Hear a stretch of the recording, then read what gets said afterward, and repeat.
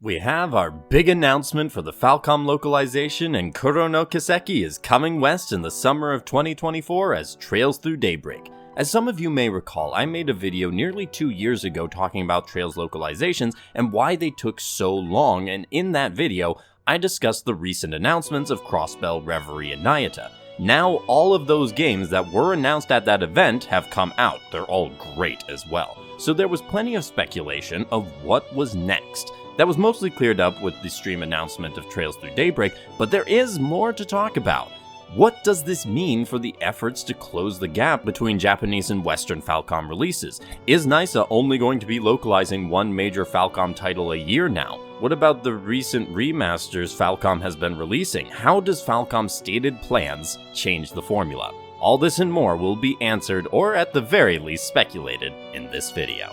Now, this video is a companion video to my Why Do Trails Localizations Take So Long video, so there are details that I covered in that video that I will not cover in this one, specifically history and how we got to this point in the Trails series and Falcom localizations in general. I do encourage those who haven't to give that video a watch first, and then you can proceed with this one. However, I will do my best to make this video accessible and understandable to those who haven't watched that previous video, so you can still enjoy it regardless. The first thing I want to talk about is a quick review of what we have gotten over the last couple years. All of the games announced for 2022 and 2023 did indeed come out in 2022 and 2023, meaning the Crossbell games, Reverie, and Nayuta are now all localized. This was always likely to happen, but there was still a possibility that unforeseen circumstances would have delayed certain releases. Managing releasing 4 RPGs of this length over the course of around a full year is a tough balancing act, and NISA was able to do that without any delays. Therefore, we have a very clear picture of what there is still left to do now that the Crossbell problem plus bonus route of Nayuta have been solved. There are 3 major recent Falcom releases that have not been localized yet: Kuro no Kiseki, or Trails Through Daybreak, Kuro no Kiseki 2, Crimson Sin, and the recently released East 10 Nordics. For those games, the only one we have a Western announcement for is Trails Through Daybreak, which comes summer of 2024. After NISA's incredibly busy late 2022 to 2023 stretch, people may be asking if this could mean multiple Falcom releases a year, which will be absolutely necessary if the West ever wants to catch up to Falcom releases, or at the very least narrow the gap. Given what was just accomplished, this should be easy, right? While there were 4 game releases done in the span of a year's time, there's plenty of reasons to suspect that may be an aberration. The Crossbell games had already been localized by the Geofront fan translation that NISA picked up and worked from. Now, I went into why those localizations still undoubtedly took some time to complete in my last video, but there's also little doubt that having all of that work already done certainly sped things along. Then we have Nayuta, which is a lovely game, but it also has a shorter script, especially by Falcom standards, making the process not as grueling as more recent releases. Of course, in the middle of all that, you still have Trails into Reverie, a game with an estimated character count at 1.6 million. Kuro no Kiseki has an estimated 1.8 million characters, which is more, but still in the same ballpark as Reverie. On top of this, the Crossbell games did not have an English dub, and Nayuta's dub had comparatively fewer voiced lines to record. Every Falcom release from now on will likely have an English dub with significantly more lines than Nayuta did, and definitely more than Crossbell, and that requires a steady script to work from, plus time to get all the actors in to record, and occasionally re-record, plus all the post-recording stuff.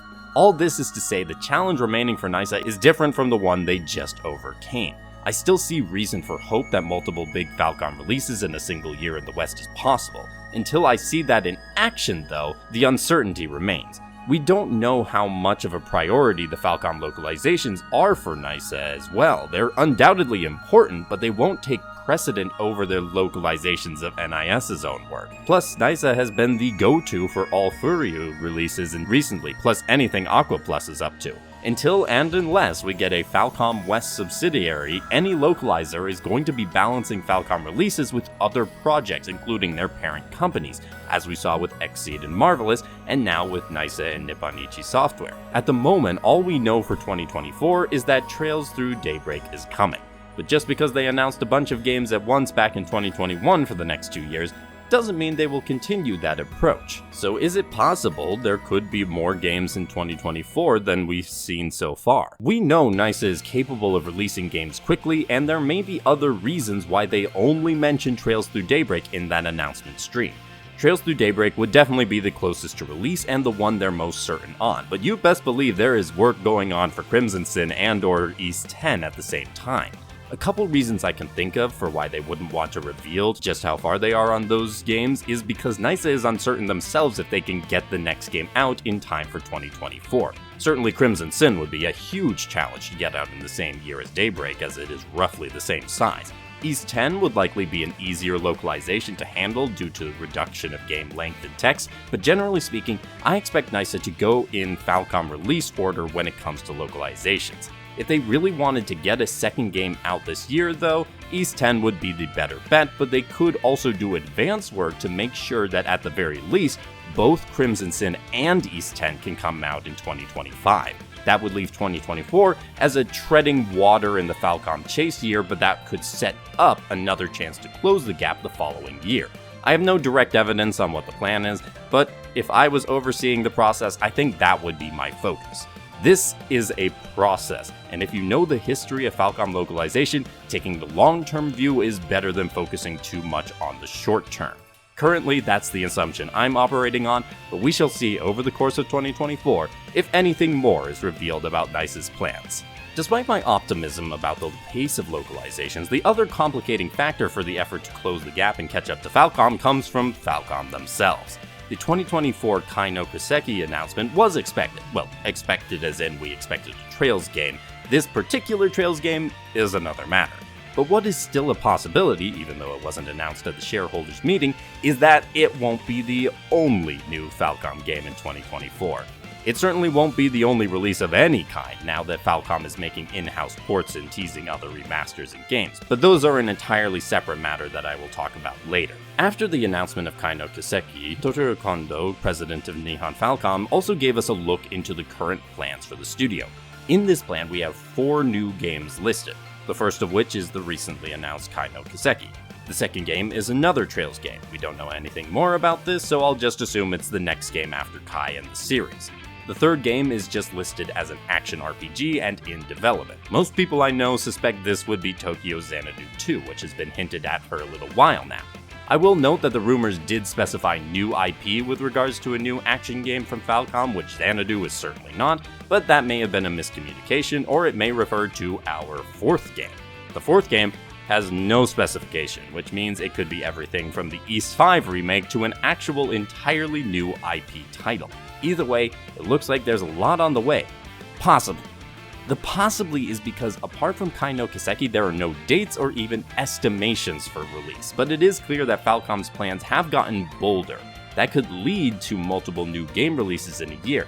That year may not be 2024, but it does look like it's coming soon, and we have known this is coming since Kondo has been hinting at it for a while now. What that means for localization is that there would be even more pressure on the localizers to rush to catch up, and we could get caught in a vicious loop, especially if the games Falcom releases alongside mainline Trails and Ys titles are similarly demanding to localize. This remains speculation until the announcement of a proper 2 new game release year is confirmed from Falcom. Kondo has been hinting at it for a while, but it seems, at least based on the Kai no Kiseki announcement and the document Kondo showed later, that the year that happens will not be 2024.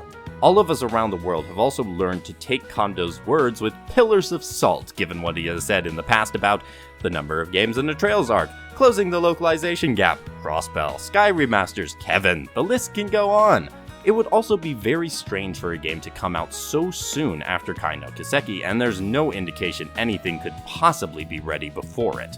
Therefore, the earliest Falcom would begin releasing multiple new titles in a single year would have to be 2025, and possibly not even then, since that would assume one early 2025 and one late 2025 release. If 2025 is the year they do multiple releases, that gives us some time to prepare, and possibly longer if it's beyond 2025. That's of course supposing that it does happen at any point whatsoever. What Falcom is doing in the meantime, though, are ports and remasters, and these have started in the last year or so. The first big example of this was the in-house remaster Switch port of Ys the Oath and Felghana, followed by a more straightforward Switch port of Tokyo Xanadu EX+. We already know Trails Through Daybreak will be receiving the same Switch port treatment coming early in 2024, and there are still more ports planned. In the document outlining the current Falcom plans, they also included port information such as the announced Trails Through Daybreak port for February 2024. This included one additional Switch port and a PS4/PS5 port, both in development. There are no indications of what those titles may be. The most recent Falcom release without a presence on either PS4 or PS5 is Ys vs. Trails of the Sky or Ys 7, so those could both be options. As for the Switch port, that's more likely to be a recent game. It could even be Kuro no Kiseki 2. There is, however, one suspended port development, specifically of 3 titles, and I suspect exactly what everyone else suspects. Those ports would be for the Trails of the Sky trilogy, and while they're not currently in development, I think the inclusion is to reiterate what Kondo has been asking fans, clamoring for the games to come to modern consoles. Just a little more patience. I am excited to see the possibilities, but with these ports of older games, a different complication has come for the West when it comes to these ports being available to us. Those of you who watched my previous Trails localization video certainly should remember this, but NISA is not the only company to localize Falcom games. There are 2 other notable companies that have done work on Falcom games in the last 15 years. Those companies being Aksys Games, and much more importantly, XSeed. Aksys did the localization for Tokyo Xanadu, which remains their only Falcom localized title. XSeed, on the other hand, localized every Ys game prior to Ys 8, every Trails game prior to Cold Steel 3, Xanadu Next, and the 2's Y games. Their fingerprints are all over the Western releases of Falcom games up until they released the localization of Trails of Cold Steel 2. After that, the only work that XSeed has done with Falcom games were a couple ports of games to Windows or PS4. The last time they did that was back in 2019. There was a 2020 port of Ys Origin to Switch that used XSeed's script, but that was done by .mu, not XSeed. This silence is understandable after Falcom pivoted to NIS America, but it complicates things with these new ports of older games. I don't know the exact contract language around localizations and how remasters and ports factor into that, but for those wondering why we haven't gotten Oath and Felghana or Trails of Cold Steel 1 and 2 ported to the Switch in the West like they were for Japan, I think this is the reason. XSeed has no interest in working on Falcom games anymore, but they still hold the contract and the rights to the localization they created. Therefore, any port would have to either be by XSeed, which looked like an unlikely proposition so far, or another company would have to approach XSeed and make a deal to use XSeed's script while doing the port themselves. I don't think the process is very straightforward, and I can't imagine XSeed being eager to make a deal like that, especially with NISA. The .mu Ys Origin situation would be the easiest model, but nearly 4 years after that deal, we haven't had anything like that.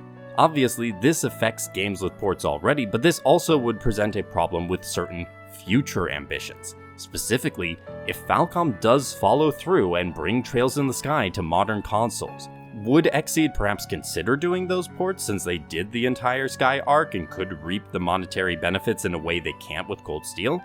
Maybe, but the same could be argued for Oath and Felghana, and there's been nothing on that. Would another company be able to persuade XSeed to make a deal? Perhaps, but that's also likely to come at a cost to them that may not be recouped with the port releases. Money is always a big factor in these decisions, and if the potential for profit is not there, it's not going to happen. And XSeed would be splitting the revenue with whatever company did the port as well as with Falcom themselves. The main thing is, I don't think Falcom has a good working relationship with XSeed anymore, and that means any releases involving games XSeed previously worked on could get stuck in a bind. I do believe this would also be an issue for Aksys Games and Tokyo Xanadu, but since they did just the one game, it's not as big a potential problem. I've been thinking about this for a while since the Switch port started coming out in Japan, and I feel like if nothing changes within this year, things could really come to a head. That's just my speculation, and if anyone has insight into the intricacies of how this bind could be resolved, I'm more than willing to hear them. I would love to see the Sky games, Felghana, Tokyo Xanadu, and more available to an even wider audience, but this area is a huge uncertainty in the West. What does all of this come to in the present moment for Western Falcom fans? The only game we have that's confirmed to be coming out anytime soon is Trails Through Daybreak. The only Falcom game announced coming soon in Japan is Kai no Kiseki. While we can, and I have, speculated a lot about what's going to happen in the future, I also want to acknowledge where we are presently. The West is 3 major recent Falcom titles behind Japan, one of which is already scheduled for release in the summer before Falcom releases their next title in the fall. That means, in all likelihood, that come the beginning of 2025, I will be able to repeat what I just said. 3 titles behind. I know it's not the most encouraging thought for all of us who hoped for significant progress in the long-held desire for closer Western releases to Japan. It is easy to preach and harder to practice patience as we make progress in overcoming long-resistant barriers to this ultimate goal. There are still many challenges with large games still to localize, and the current logistical problems and odd corporate choices that I highlighted in my last Falcom localization video. To be this close, though, is an accomplishment, and one I think worthy of recognition before we look forward to what is still left to come. The task of catching up is pretty straightforward now. NISA needs to localize games faster than Falcom can produce them. And I think that's not just possible, it's probable. No more going back to Nayuta or Crossbell past titles. Calvard, Nordics, and more await us in the next few years, and I'm excited to see how things develop.